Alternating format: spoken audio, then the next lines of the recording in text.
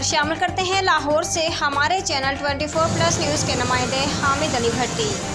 Report के मुताबिक Lahore police station factory area की हदूद में एक नौजवान 13 साल लड़की को अगवा का मामला पेश आया है, लेकिन पुलिस स्टेशन फैक्ट्री एरिया का लड़की को ढूंढने में बिल्कुल नाकाम है। पुलिस स्टेशन फैक्ट्री एरिया का लड़की की वालिदा को क्या कहा, मज़ीद जानते हैं लड़की की वालिदा इस वक्त हमारे नुमाइंदे से बात कर रही हैं। जी मैनू डरा दिता, पर्चा देना कटांगे लेकिन 20,000 रुपया लवांगे। मेरे को मतलब एक गरीब औरत सी, मेहनत मजदूरी करती सी, बेवा। 20,000 रुपया किन्ने मंगया? 20,000 एस ने मंगया सी। की नाम आंदा? अब्बास नाम दा सी। अच्छा, उन्हें कहा 20,000 लवांगा, पर्चा कटांगा, लेकिन उन्हें कहा मैं खारिज कर देंगा। अच्छा, तेरा पर्चा खारिज हो जाएगा, उन्होंने करा लेना है। ते 20,000 रुपया दे दे और रेट करांगे तेरे को, फिर असी पैसे लवांगे 50,000 रुपया। ठीक है। मेरे को पैसे इतने नहीं सी ते मैं धक्के। ए पुलिस वाले दा की नाम है?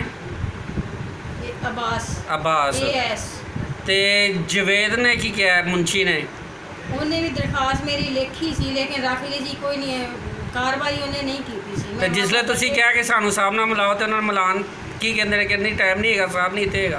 आओ यही मैंने ठरकाट ठकूर देंदे रहने, मतलब है सोच नहीं है, फलाना नहीं, ढिंगाना नहीं है। मैं जवेद ने भी कहा मैंने खर्चा दो तो फिर साहब नाल मिलावां। ने भी कहा सी कि खर्चा दियो फिर साहब नाल मुलाकात कराना। हाँ, इस तरह ही उन्हें कहा भी खर्चा दे, फिर मैं किन्ने क्या सी? 20,000 रुपया उन्होंने मंगा सी। मुंशी जवेद ने भी क्या, उन्हें किन्ने पैसे मंगे ने? 20,000 रुपया उन्होंने कहा तेरा इत्थे खर्चा पर्चे का होएगा, फिर असी जो पर्चा कट देंगे रेट का ही होएगा 50,000 रुपया तो दे सा। उस तो बाद मेरे को पैसे नहीं सी, मैं लभण की कोशिश बड़ी की है, धक्के खाते ने लेकिन नहीं मिले मैंने।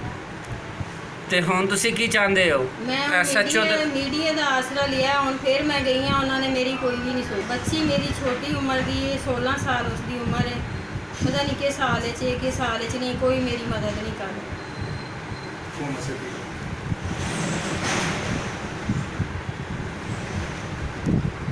जीरे वाला से मेरी दरखास्त है, मैनू इंसाफ मिला जाए। तुसीं होरां नूं भी इंसाफ दिवाते हो ना, मैनू भी इंसाफ मिला जाए।